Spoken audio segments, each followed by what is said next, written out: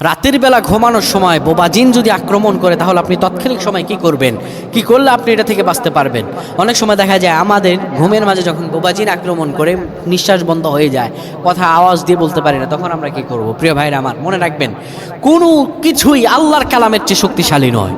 আপনার যতই মানুষ ক্ষতি করুক না কেন, জিন শয়তান ক্ষতি করুক না কেন, আল্লাহর কালামের চেয়ে শক্তিশালী কোনোদিনও নয়, কশ্চিন কালেও হতে পারবে না।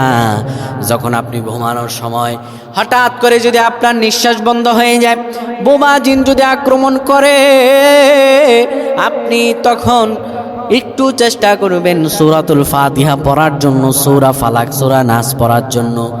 সোজা যদি হয়ে থাকেন তাহলে আক্রমণ করবে বেশি, সঙ্গে সঙ্গে কাঁধ ফিরাবেন, ডান কাঁধ হয়ে যাবেন।